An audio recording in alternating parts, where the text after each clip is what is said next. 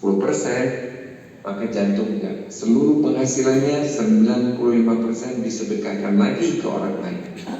Jantung hanya hidup dari 5% penghasilannya.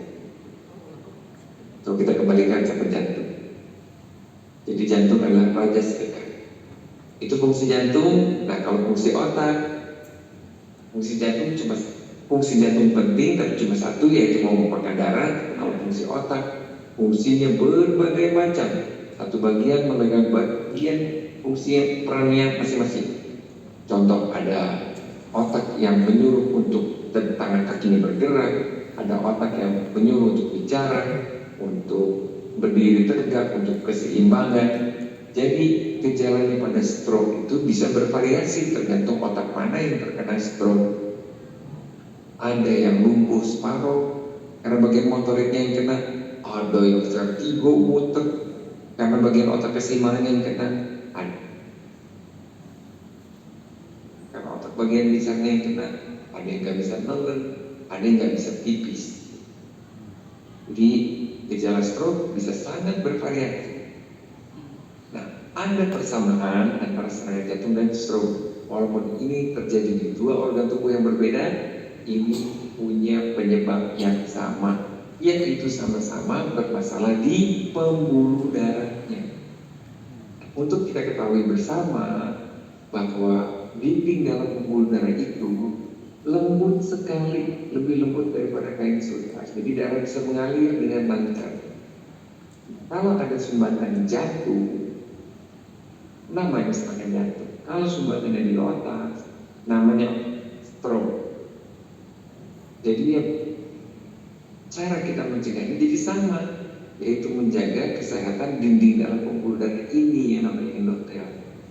Ada banyak faktor risiko yang merusak endotel ini. Kalau dia robek, maka mulai terjadi bekuan yang menyumbat, sumbatan-sumbatan yang terus meningkat. Ketika rusak, maka sumbatannya mulai menumpuk. Makanya gejalanya jadinya berbeda. Sumbatan 1% sama sumbatan 100% beda banget. Tetapi apapun gejalanya oleh masyarakat Indonesia, semuanya salah angin gitu. Pasien ke saya sakit kepala, bilangnya masuk angin. Mual muntah, bilangnya masuk angin. Pegel-pegel, bilangnya masuk angin. Padahal dia gitu, jadi saya seperti sebagai pengacaranya angin, saya membuktikan bukan angin yang salah, jangan-jangan serangan bakteri, virus, atau jangan-jangan serangan jantung. Jadi harus diperiksakan. Saya ingin bapak-bapak untuk menghafalkan 2 gejala saja.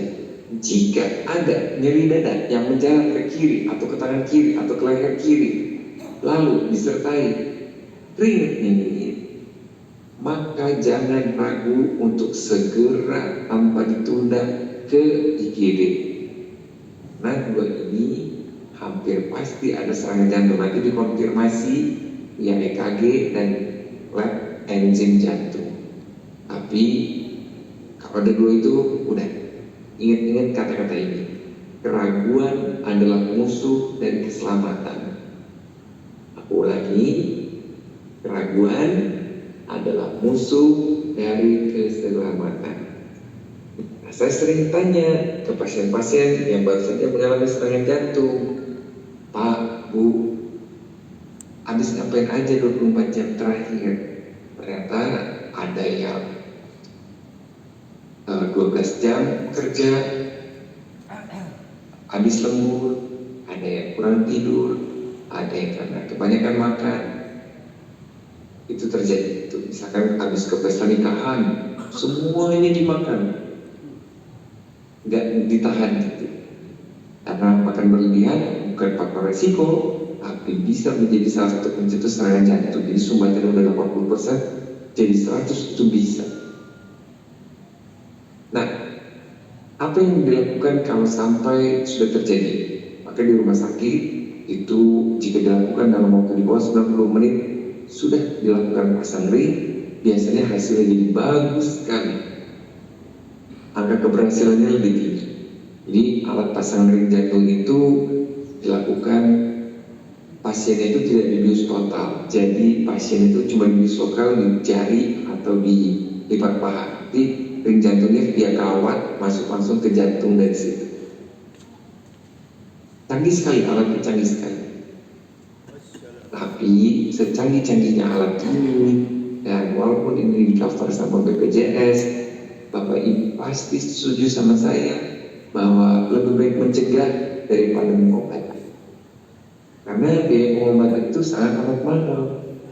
Apakah pernah Bapak-Bapak mencoba menghitung atau jangan-jangan belum tahu, tanpa BPJS misalnya itu untuk dirawat 5 hari saja berapakah yang perlu dikeluarkan, atau berpasang ring jantung berapakah yang harus dikeluarkan? Itu kira-kira antara 100 sampai 150 juta rupiah. Gede banget. Padahal di data terakhir di BPS yang memiliki uang di atas 100 juta rupiah dari statistik di Indonesia hanya 1,1% saja. Sisanya tidak di bawah itu gitu rekening. Jadi seluruh total rekening itu hanya 1,1% yang memiliki uang di atas 100 juta. Ini masih sangat menyadari bahwa biaya pengobatan sangat amat mahal, apalagi biaya emosional ya, itu tidak dapat terjadi. Oleh karena itu, kalau mulai sepakat bahwa kita harus mencegah daripada mengobati, ada beberapa faktor risiko yang tidak dapat dimodifikasi, ada faktor risiko yang dapat dimodifikasi. Yang tidak dapat dimodifikasi itu yang umur itu pasti naik terus, jenis kelamin, laki-laki di atas 40 tahun itu jauh lebih beresiko, riwayat kesehatan keluarga yang memiliki riwayat serangan jantung dan etnisitas ini harus diterima dengan ikhlas, tidak dapat dimodifikasi. Tapi ada yang bisa dimodifikasi, yaitu hal-hal ini. Yang pertama, kadar darah yang tinggi.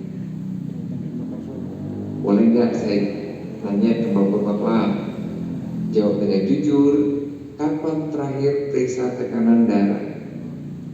Kalau jawabnya sudah lebih dari 7 hari,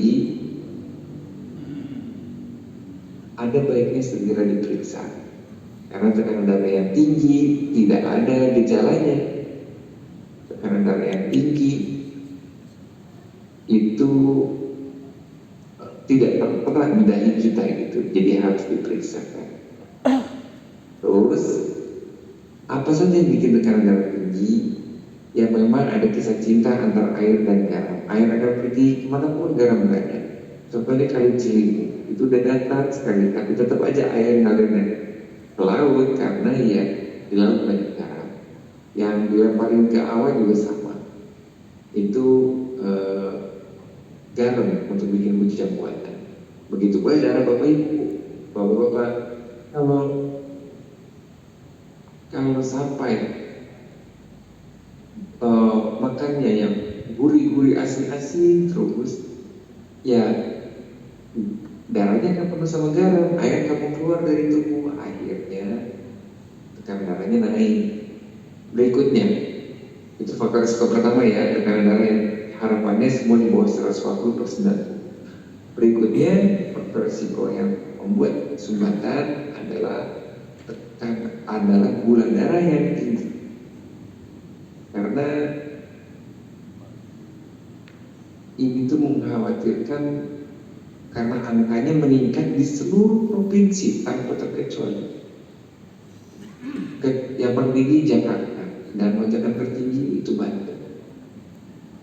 Diabetes ini kondisi gula darah yang tinggi, berarti emang gula darah yang normal berapa? Normalnya antara 80 sampai 120. Saya ambil tengah-tengahnya deh ya, 100. Itu ada satuannya, miligram per desiliter. Artinya dalam 1 liter darah bapak-bapak hanya boleh ada gula 1 gram.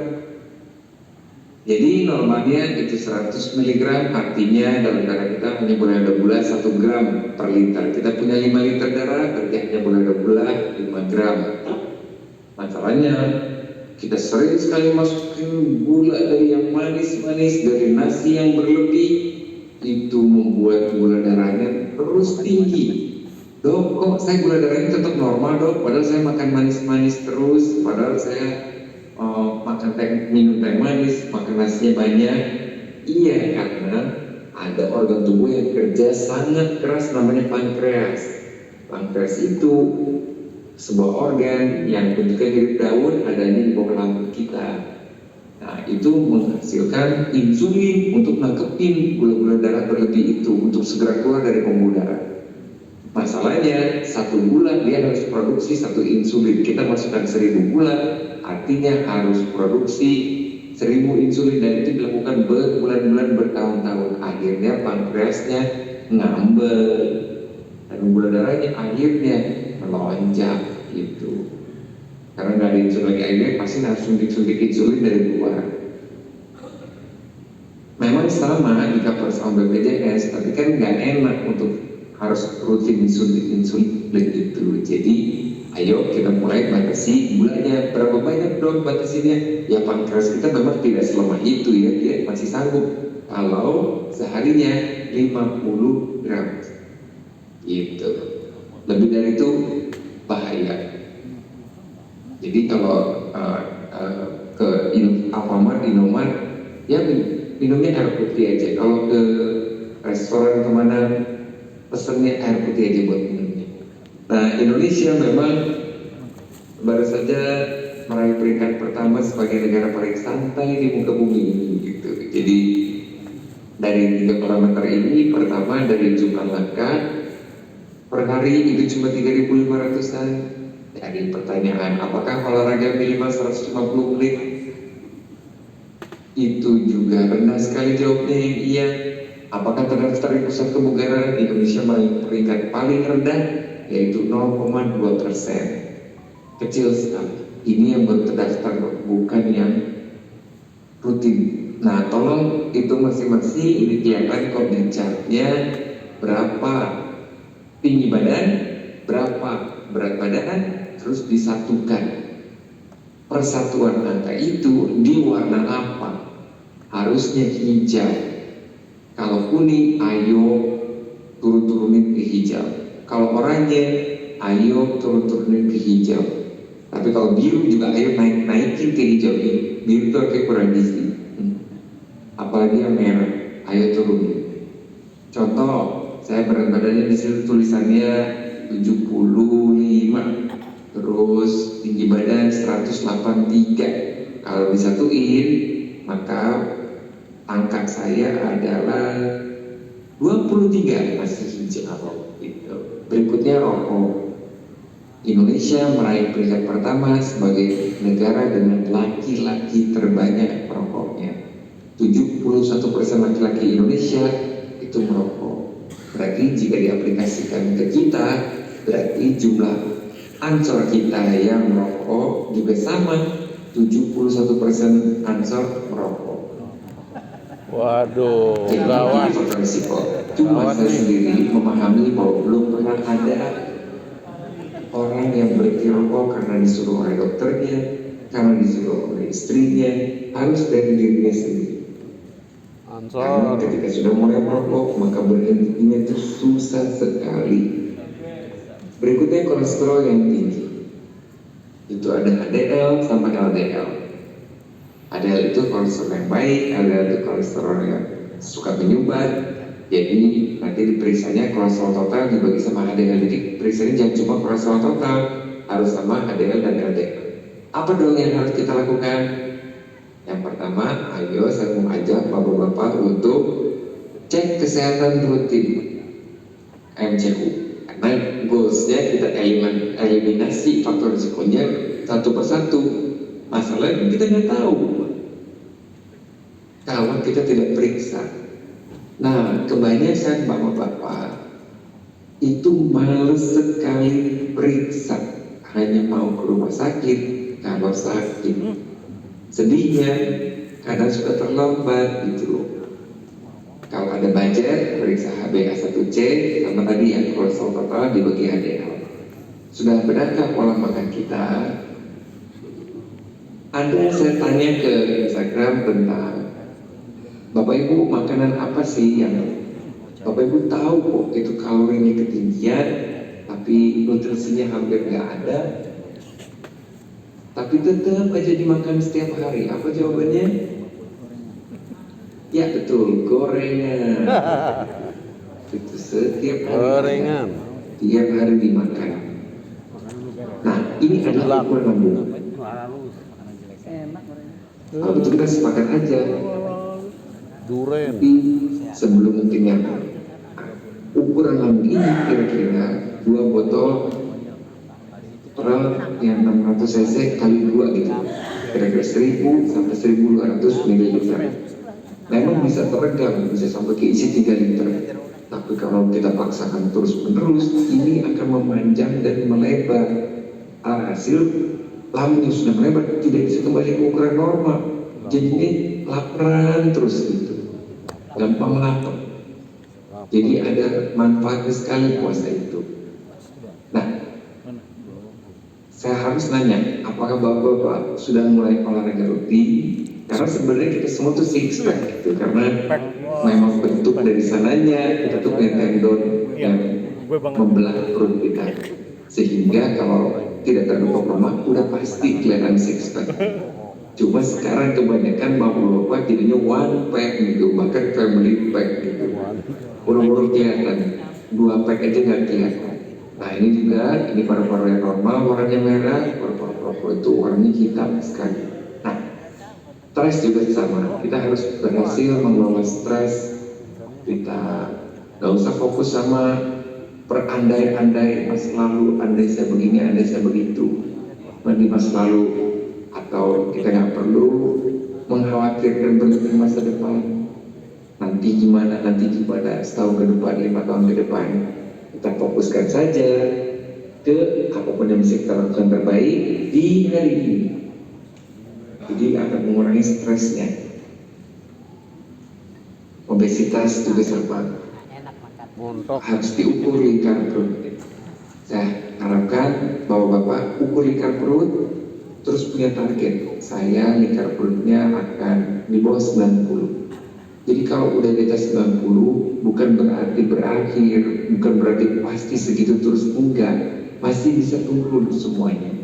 Jangan kita normalisasi lingkar perut di atas 90. Nggak apa-apa lah, aku udah 50 tahun ini. Bukan, justru saya kemarin habis pulang haji. Di jemaah haji saya ada usia 81 tahun. Ternyata tidak butuh saya sama sekali sepanjang haji. Sa'i, tawaf, lontar jumroh dilakukan dengan sangat segar sekali.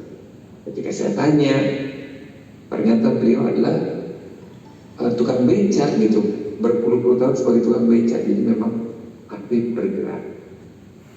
Jadi bapak-bapak juga banyak bisa sampai 80 tahun dan bergerak. Nah setelah itu kita periksa hipertensi, diabetes, kolesterol. Terus kita coba baca tabel nutrisi, kalau gulanya udah di atas 10 gram, ayo nggak usah diminum. Jadi jangan cuma lihat harga kalau ke Indomaret atau Alfamart, tapi lihat juga tabel nutrisinya. Lalu saya mau sarankan juga periksa EKG sama trenil. Itu apa dong yang harus dimakan? Ayo ikan laut seminggu 3 kali. Ayo buah dan sayurnya juga ada setiap hari. Terus minumnya juga harus cukup 40 cc per kilogram berat badan. Misalkan berat badannya 60, itu kali 40 itu 2400 cc. Ayo olahraga bapak-bapak, ayo olahraga. Olahraga itu fungsinya memang terlalu dikerdilkan hanya untuk menurunkan berat badan.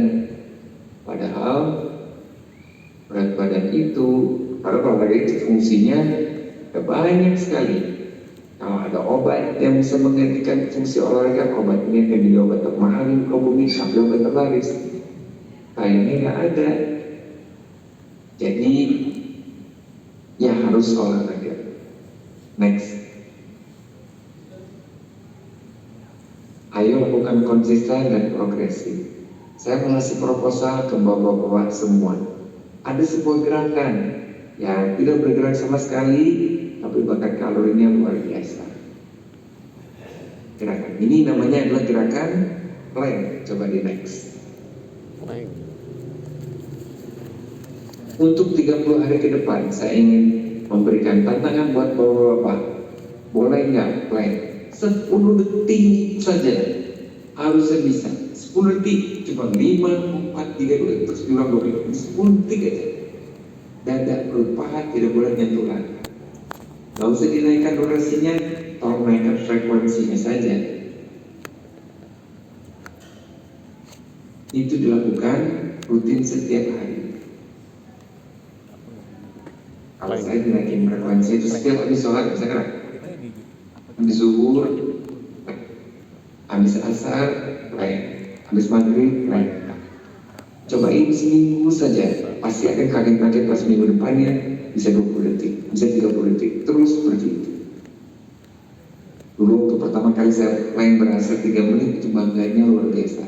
Terus saya searching di Google siapa pemegang rekor plank terlama, ternyata ibu-ibu usia 60 tahun 4,5 jam plank. Saya langsung rendah hati sekali. Jadi bapak-bapak, ayo kalau bingung mau mulai olahraga apa, ini olahraga yang tidak bergerak tapi bakar kalori. Butuh tidur yang cukup. Harapan 6 jam saja bisa. Karena tidur yang berkualitas itu tidak bisa digantikan oleh apapun, termasuk makanan yang bernutrisi, termasuk olahraga yang cukup. Ini lebih krusial. Nah, ini ada oma usia 87 tahun, terus pasti periksa jantungnya ternyata itu jantungnya itu seperti 40 tahunan. Ketika ditanya apa rahasianya, oma ini cuma bilang mulutnya jangan rakus gitu, diberhenti sebelum fitnah. Next. Kira-kira itu yang bisa saya sampaikan ke bapak-bapak semua. Mungkin memang kalau hanya tahu, sekedar tahu tidak akan ada manfaatnya. Tapi kalau tahu lalu diimplementasikan, insya Allah ini akan bermanfaat buat bapak-bapak semua. Saya doakan bapak-bapak semuanya sehat, bahagia, sejahtera. Terima kasih. Assalamualaikum warahmatullahi wabarakatuh. Waalaikumsalam.